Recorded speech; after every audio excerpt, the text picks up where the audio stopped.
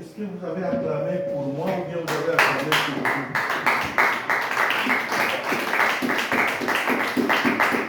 Je dis qu'on acclame très fort. On acclame très fort le Seigneur Jésus. Amen. Amen. Amen. Amen. Nous rendons gloire au Seigneur qui permet que nous puissions être là cet après-midi. Et nous lui disons grand merci d'avoir pris soin de nous, bien-aimés dans le Seigneur. Ce n'est pas facile. Avec le témoignage de notre sœur tout à l'heure, nous roulons sur des routes où il y a des choses qui se passent, vous ne savez pas vous rendre compte. Dites Amen. Amen. Le témoignage de notre sœur est vraiment très puissant en disant qu'il ne sait pas ce qui lui est arrivé. Là, seulement dit seulement, Seigneur, prends quoi? Contrôle de toutes choses. Bien aimé, les prières que nous faisons, ne croyez pas que nous perdons le temps. Dites Amen. Amen. Ne croyez pas que nous perdons quoi? Du temps. Non. C'est du sérieux, c'est ainsi que chacun de nous doit mettre du sérieux dans ce qu'il fait. Écoutez seulement le témoignage de notre sœur, maman Magui, qui vient de témoigner pour sa nièce, qui allait perdre quoi? Tous les documents. Or, vous savez, aujourd'hui, avec notre partenaire, la France, là, ils sont contre les immigrants. Et d'ailleurs, il y a pas mal de gens qui avaient introduit le renouvellement de leurs documents qu'on a quoi? Bloqué. Surtout les Noirs, on ne veut pas leur donner quoi? De séjour. C'est très important de comprendre cela, mais quand quelqu'un les perd encore, ça devient plus dur. Très compliqué.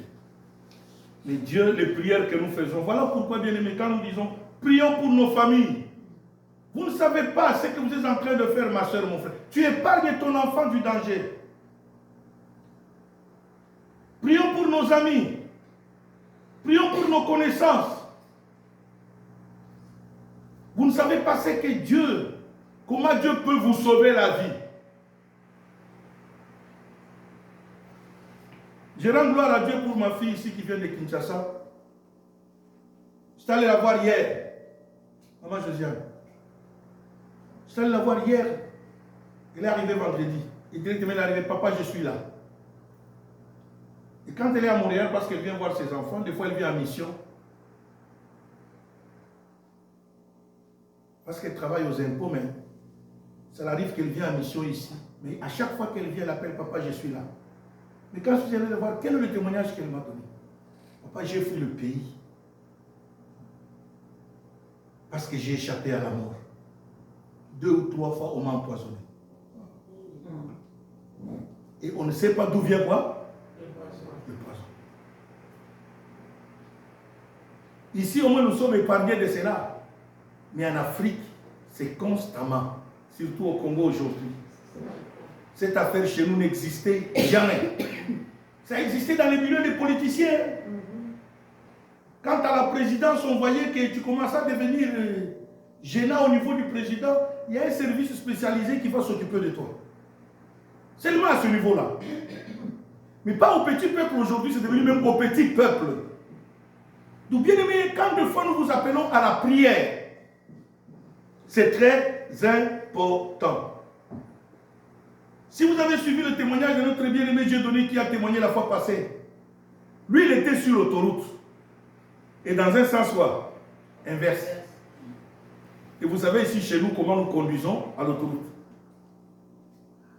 Il se rend compte que comment il est arrivé là, il ne sait pas expliquer. Et comment ceux qui venaient en face de lui se sont quoi? Arrêtés.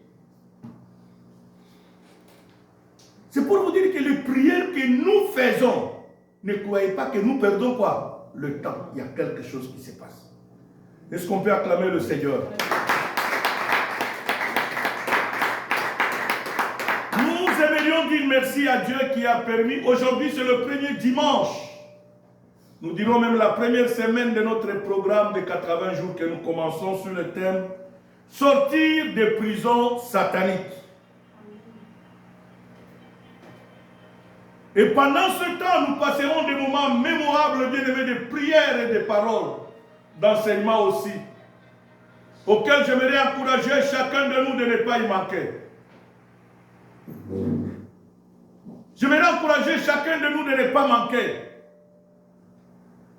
de faire un effort de participer chaque jour. Parce qu'il y a quelque chose. Ne dis pas que j'ai déjà écouté cette parole. Non, même si tu l'as déjà écouté, Dieu veut t'enseigner autre chose encore. Amen. Dieu veut te révéler autre chose encore.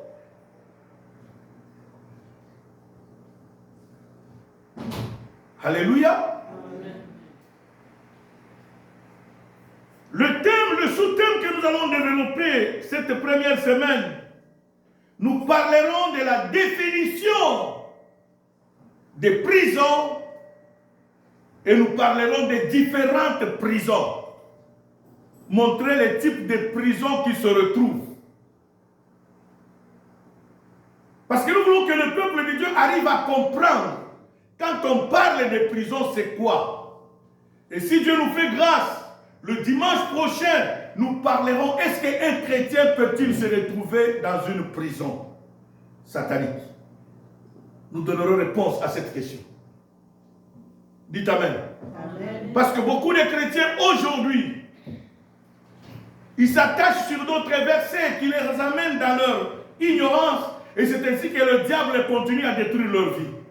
Or la Bible déclare, mon peuple est détruit parce qu'il lui manque quoi? La connaissance.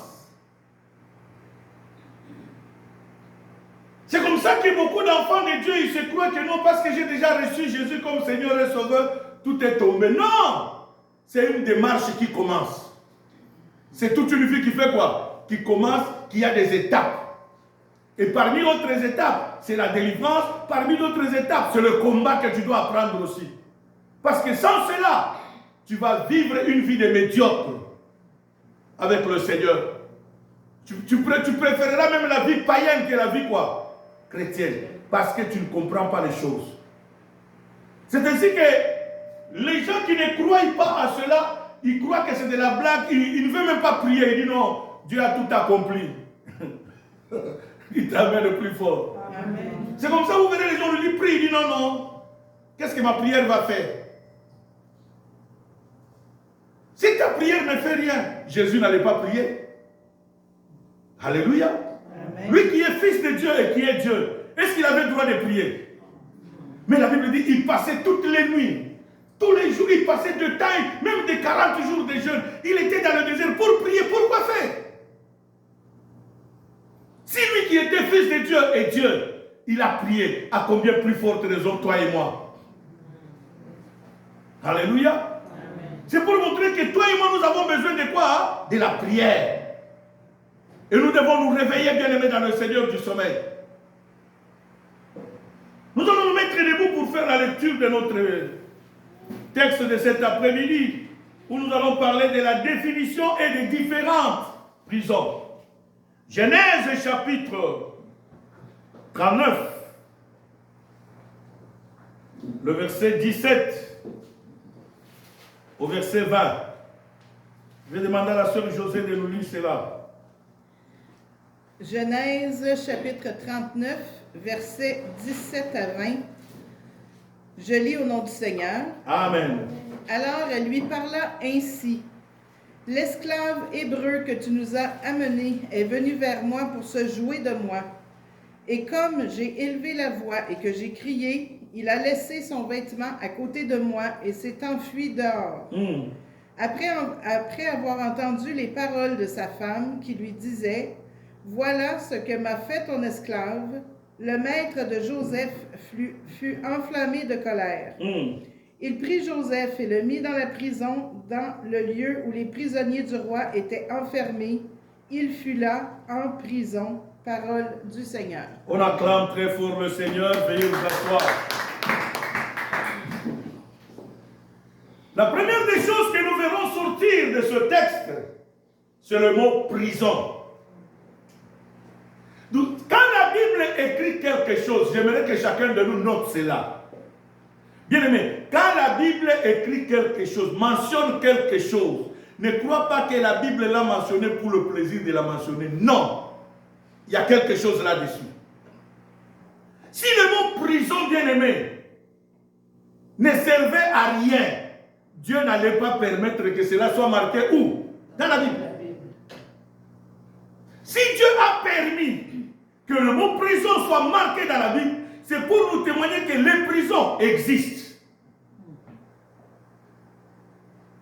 Même pour ceux-là qui se voient super-hommes, Joseph était un super-homme. Mais la Bible dit, il était où? Avec la grâce de Dieu, avec l'appel de Dieu, Joseph s'est retrouvé où? En prison. Commençons par parler d'abord du but de ces 80 jours. C'est de nous amener à vivre notre liberté en Jésus-Christ. L'objectif que nous allons poursuivre pendant ces 80 jours, c'est de nous amener, bien-aimés, chacun de nous là où il est, qu'il vive sa liberté en Jésus-Christ. Car il n'y a que Jésus qui nous libère. Il n'y a que Jésus qui nous sauve. Il n'y a que Jésus qui nous délivre. La deuxième des choses, c'est de nous amener à expérimenter la puissance de Dieu. Si tu ne sors pas de prison satanique, il te sera impossible d'expérimenter quoi? La puissance de Dieu. Tu vas expérimenter le superflu par la plus grande puissance de Dieu. Dites Amen. Amen. Qu'est-ce que j'appelle le superflu? C'est le miracle de la conversion. Amen. Quand tu t'es converti, tu viens la peine de donner ta vie à qui? Peut-être que tu étais malade, même paralytique, Dieu te guérit, tu commences à quoi?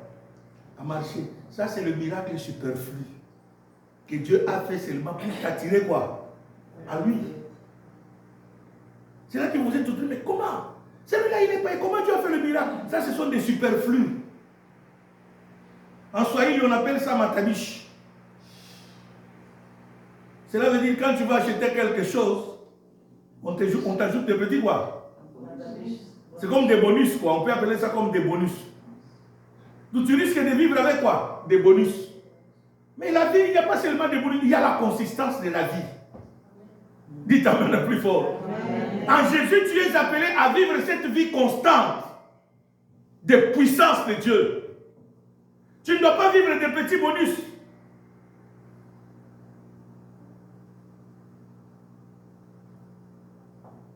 Voilà pourquoi nous disons le but, l'objectif que nous allons poursuivre, c'est de nous amener à expérimenter, à vivre la liberté en Jésus-Christ. 2, à expérimenter la puissance de Dieu. Parlons maintenant de la définition du mot prison. Que veut dire prison?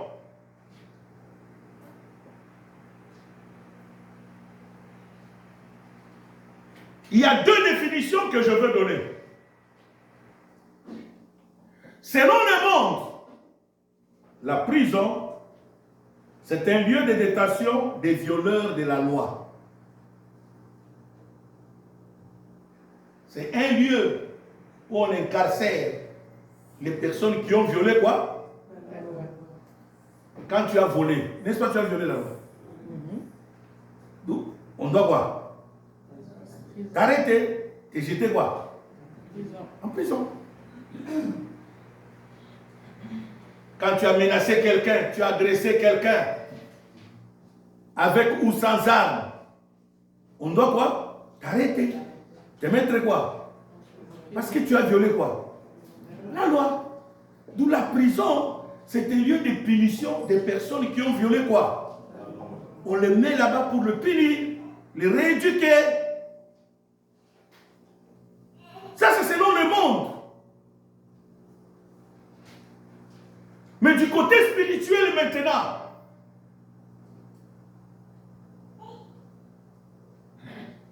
voilà pourquoi ce soir nous allons parler de 2 types de prisons.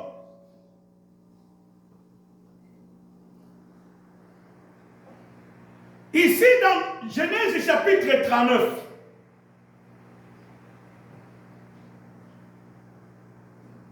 verset, nous pouvons aller à partir du verset 16 jusqu'à 20.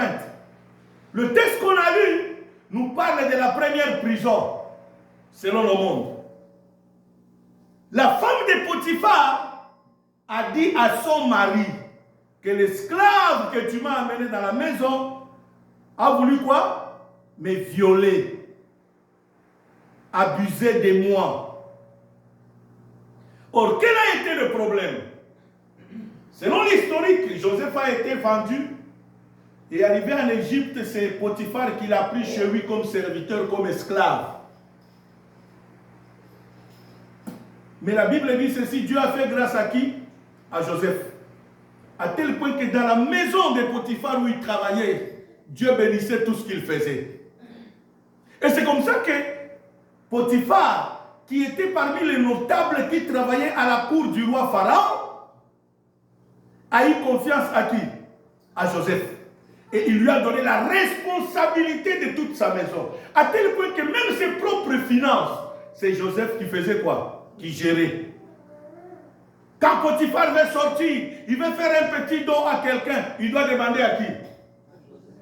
Joseph pouvait dire quoi? Non. Et Potiphar obéissait.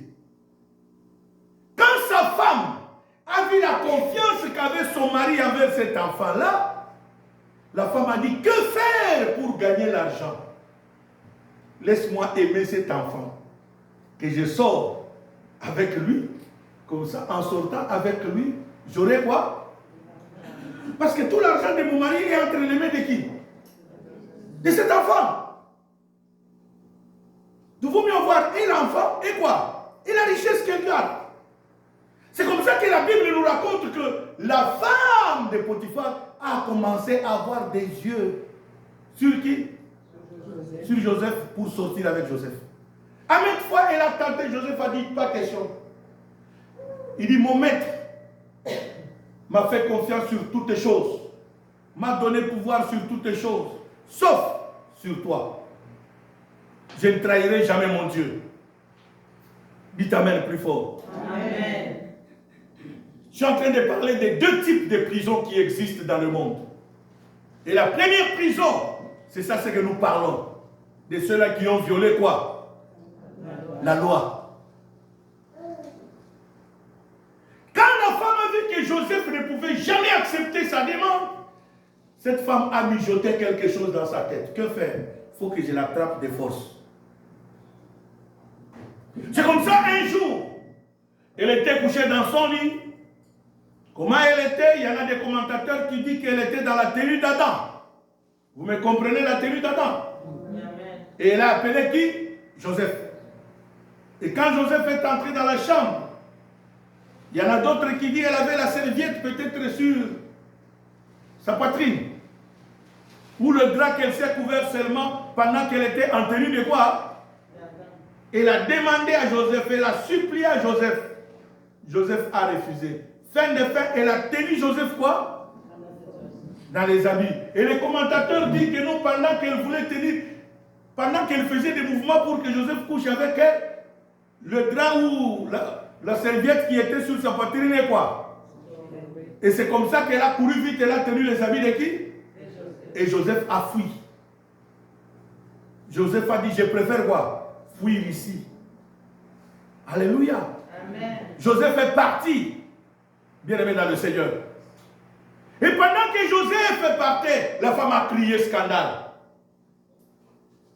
Et les gardes sont entrés. Quand les gardes sont entrés, ils ont fait appel à son mari. Son mari qui est arrivé. Écoute le langage de la dame. Oh, l'esclave que tu as mené dans la maison a failli quoi? Me violer. Voici, j'ai retenu son habit qui est là. Bien-aimé dans le Seigneur, la Bible dit ceci. Potiphar fut dans une grande quoi? Colère. Et il prendra Joseph et l'amena où? En prison. Quelle prison? Bien-aimé, quelle prison? Il y a prison et prison. Au lieu de l'amener dans la prison des hommes normaux, il l'a amené dans la prison du roi. Or, dans cette prison-là, bien-aimé, même jusqu'aujourd'hui dans nos pays occidentaux ici, même dans nos pays, surtout nos pays africains, il y a d'autres prisons, quand tu entres là-bas, aucun avocat ne viendra là. C'est comme la prison de la présidence de la République.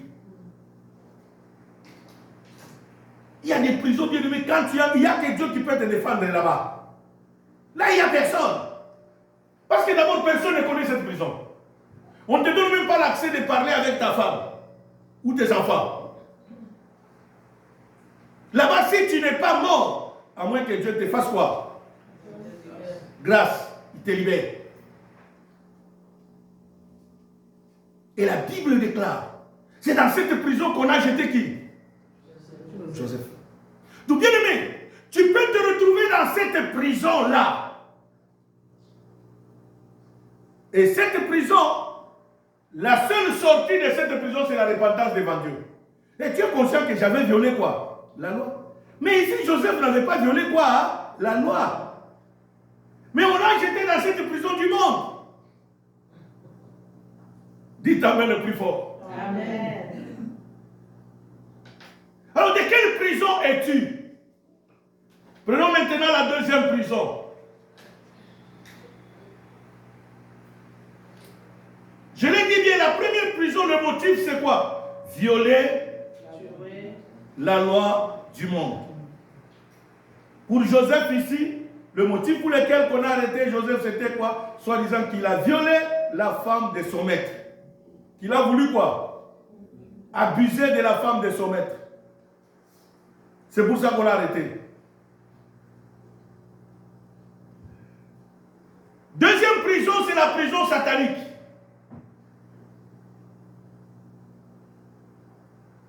La majorité des prisons sataniques, quand vous lirez dans la Bible, on va le voir pendant tous ces 80 jours, on va vous amener beaucoup de versets, on vous montrera telle personne était en prison, telle personne, et vous allez comprendre maintenant, discerner de quelle prison s'agit-il. La prison satanique, l'objectif de cette prison, ou le motif de cette prison, c'est de détruire ton étoile. Alléluia. Amen. Détruire quoi? Donc, chacun de nous tel qu'il est là a une étoile de la part de Dieu. Et la volonté de Dieu est que tu puisses éclairer dans un domaine bien déterminé. Tu es une étoile pour ta famille. Tu es une étoile pour la société. Dans tel ou tel domaine. Et la vision, l'objectif bien aimé ou le motif pour lequel le diable cherche à arrêter beaucoup de gens et à les mettre en prison. Bien aimé, c'est pour étouffer ton étoile. Bloquer l'éclat de ton étoile. Dis à ton voisin, je suis une étoile entre les mains de Dieu. Non, j'ai besoin d'entendre ça plus fort. Dis plus fort, je suis une étoile entre les mains de Dieu. Je suis une étoile entre les mains de Dieu. Appelé à briller. Alléluia. Bien-aimé, sois fier parce que tu es une étoile. Et pendant ces 80 jours, notre combat, c'est contre celui-là qui veut que tu ne brilles pas. Tu es appelé à briller. C'est ton amen qui ne me pousse même pas dans ta voix. Donne-moi ma bouteille d'eau, ma belle, s'il te plaît. Alléluia. Amen. Ma soeur, mon frère, tu es une étoile entre les mains de Dieu. Appelé à briller.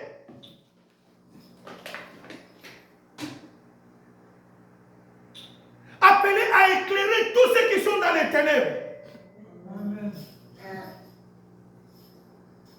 Tu es appelé à être une bénédiction pour plusieurs.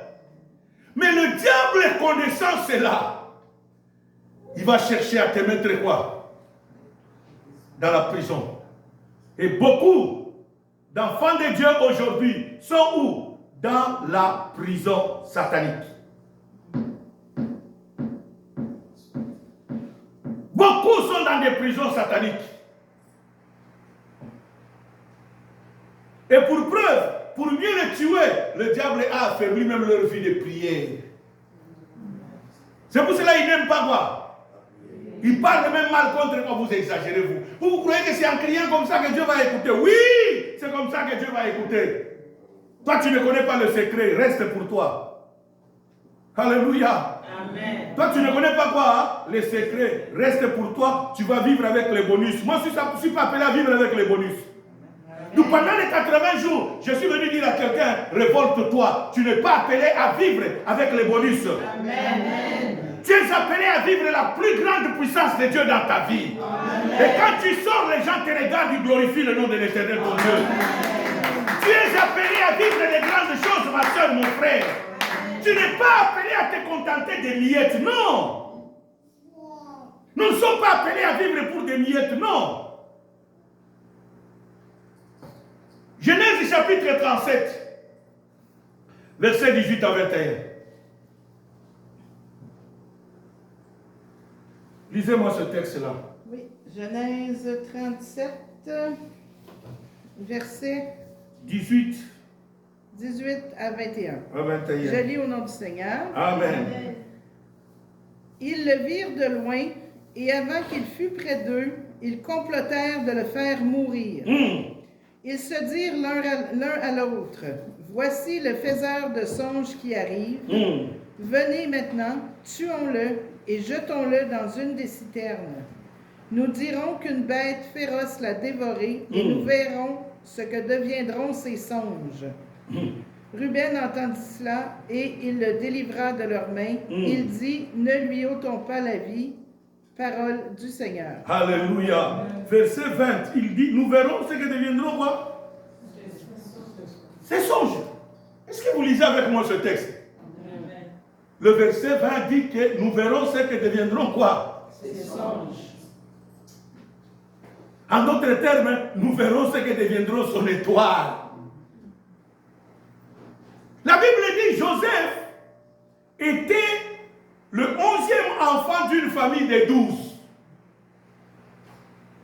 Leur père, c'est Jacob. Jacob qui est le petit-fils de qui? D'Abraham. Jacob qui est fils d'Isaac. Un jour, bien aimé, laisse-moi vous dire une vérité, telle que vous ne le sachiez pas peut-être. Dieu tel qu'il nous a créés, chacun de nous dans sa famille, d'où tu viens, de ta tribu, Dieu a toujours prévu une personne dans une famille qui va élever. De sorte que cette famille sera une bénédiction. Pour qui? Pour les autres membres de la famille. C'est comme ça que Dieu, dans la famille de Jacob, a choisi qui? Joseph. Il était un petit enfant. Un jour, il verra un rêve dans le songe. Une vision dans le songe. Il vient partager avec ses frères. Qu'est-ce que signifiait ce songe? Il a dit que lui et ses frères, ils étaient en train de lier quoi? Les gerbes. Et les 11 gerbes de ses frères sont tombés devant sa gerbe à lui. Quand tu regardes seulement cette vision de la façon dont il a expliqué, tu n'as pas besoin de prier pour chercher le discernement ou l'interprétation de ces songes. Même ses frères ont interprété. Eux qui n'étaient pas des interprètes de songes, ils ont commencé à voir. Ils ont compris, lui, ce petit ici va dominer sur nous. Amen. Et ils l'ont attaqué là. Toi là, tu vas dominer sur nous, toi. Depuis quand toi? Toi, 11e enfant de la famille. Bien, mais ça a créé des problèmes quoi? La jalousie. La majorité des prisons sataniques, c'est les prisons de jalousie. Est-ce que je parle à quelqu'un? C'est les prisons de quoi? Quelqu'un qui t'a mis là-bas, il t'a mis là-bas par quoi? Pourquoi? Parce que ce qu'il combat en toi, lui ne le fera jamais. Il a vu en toi que tu as une étoile. Tu es appelé à des grandes choses. Il te jalouse. Voilà pourquoi tu dois te réveiller, mon frère, ma soeur. Ne crois pas que la jalousie vient seulement des gens. Ici, les personnes qui ont jalousé Joseph, c'est ses propres frères des mêmes pères. Alléluia. Ils ont jalousé qui? Ils sont allés même raconter à leur père. Leur père a essayé un peu de calmer le dossier. Alors quand il a calmé là, ça n'a pas fait 2 semaines, Joseph a eu un deuxième quoi? Et là maintenant, il comprit son père et sa mère. Il dit, papa, là il raconte, innocemment, dis amen plus fort. Amen. Des fois, tu es en train de faire des choses innocemment. Tu racontes à ton frère, voilà, oh, tu ne sais pas que lui là, il me jalouse. Ce que tu lui dis là, ça crée quoi? Hein? La jalousie en lui. Est-ce que quelqu'un m'entend ce soir? Voilà l'importance de ce combat, bien-aimé. Réveille-toi. Il y a des gens qui te jalousent sans raison. Bien-aimé, c'est comme aujourd'hui nous parlons du poison qui règne au Congo démocratique. Il y a quelqu'un qui peut t'empoisonner. Ce n'est pas même pas qu'en te tuant, il prendra ton poste au travail. En te tuant, il prendra même ta maison. Non. Bien-aimé, quelqu'un qui te jalouse, il cherche une mort pour toi gratuite. Sans quoi? Même quand tu mourras, il ne gagnera rien. Est-ce que l'Église, nous pouvons nous réveiller? Pourrions-nous nous réveiller à comprendre ces choses? Que les gens qui te jalousent, ce n'est pas parce que tu as fait quelque chose de mal. Non, des fois, la majorité des gens, de quoi? C'est les personnes que tu aides. Amen.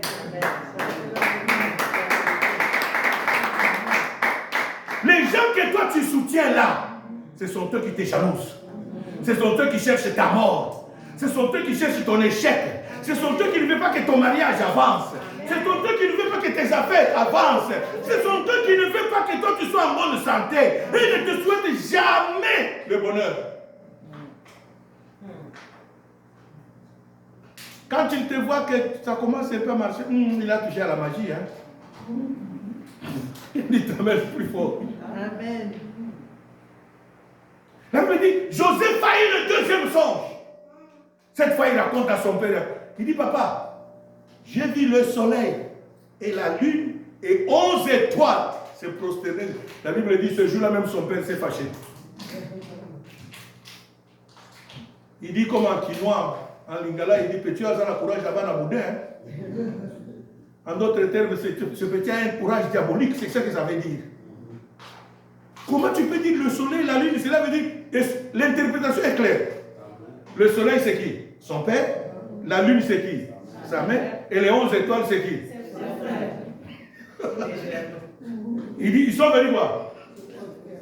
Son père lui dit, ah, mon fils.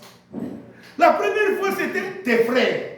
Mais cette fois-ci, et moi et ta mère. Parce que toi, tu es qui nous viendrons nous prosterner devant toi. Or, et son père et ses frères, personne n'avait compris que non. Ce message-là, Dieu a choisi l'un de nous pour nous sauver la vie demain.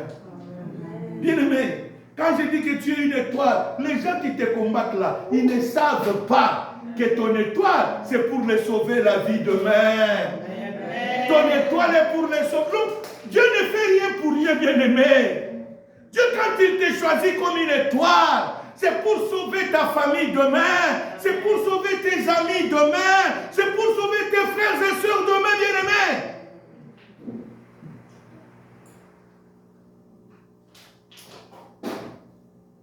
Et la Bible dit, au chapitre 39, au verset, ou plutôt au chapitre 37, il dit, quand ils l'ont vu venir, un jour, la Bible dit, son père a gardé le souvenir de ce rêve. Dites amen. Amen. Papa a fait quoi? Tout le monde a oublié. Ils continuent à vaquer à leur quoi? Occupations. Et la Bible déclare, un jour son père lui dit, non, Joseph, viens, ta mère est en train de préparer le repas, tu vas aller voir tes frères, parce que les deux, Joseph et Benjamin, restaient souvent avec Jacob. Parce que c'était les deux derniers. D'où les 10 de ses frères étaient partis quoi? En brousse. Ils ont dit, va là-bas, va voir tes frères et apporte-nous quoi? Des nouvelles. Parce qu'ils étaient des bergers. Et Joseph est parti avec le repas que sa maman lui a donné pour apporter à quoi? Quelqu'un qui vous amène une bénédiction, qui vous amène le repas parce qu'il ne sait pas si vous avez passé lui pendant combien de jours sans manger. C'est celui-là que vous complétez. Pourquoi? Il dit, nous allons l'arrêter, nous allons le tuer, nous verrons ce que deviendront quoi? Est-ce que vous avez compris le but de la prison satanique? Ma soeur, mon frère, réveille-toi pendant ces 80 jours. j'aimerais t'inviter à te réveiller, à combattre celui qui veut détruire quoi? Ton étoile. Il dit, tuons-le. Et nous verrons ce que deviendront quoi? Ces songes. Bien-aimé dans le Seigneur, pendant que toi tu dors là, tu négliges, tu banalises là, il y a des gens qui se réunissent contre ton étoile. Il y a des gens qui font quoi? Qui se réunissent. Et les 80 jours, c'est pour réveiller quelqu'un. Pour lui dire que non, le temps est arrivé où tu dois entrer dans ta gloire. Amen. Le temps est arrivé où tu vas prier maintenant. Amen. Le temps est arrivé où les gens doivent voir ton étoile briller. Ceux qui sont dans les ténèbres doivent voir l'étoile que Dieu a mis en toi briller, éclairer les nations, éclairer le monde entier, éclairer les familles, éclairer ceux qui sont dans les ténèbres, afin qu'ils comprennent que Jésus est Seigneur. Amen. Comme la Bible le dit, ceux qui se confient en Jésus ne seront jamais confus. Dites Amen le plus fort. Amen. Joseph a été jeté dans une citerne. L'objectif c'est quoi? Nous verrons ce que deviendront quoi?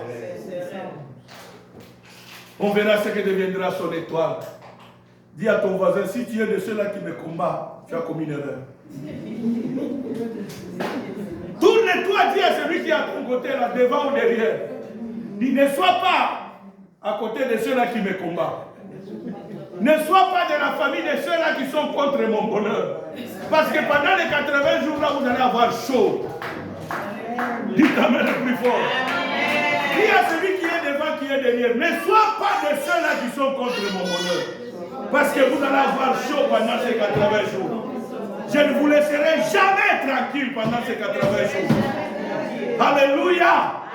C'est le moment de prière de feu. Nous allons faire des prières de feu pour que ceux-là qui sont contre ton bonheur, ils doivent le lâcher et ils doivent voir ton étoile briller. Qu'ils le veulent ou pas, ils verront ton étoile briller. Qu'ils l'acceptent ou pas, ils verront ton étoile briller. Ça sera des forces cette fois-ci. Dites Amen le plus fort. Amen. Vous croyez que quand Joseph est sorti de la prison, c'était facile, hein? Quand ils croyaient que c'était de la blague, ils l'ont jeté où?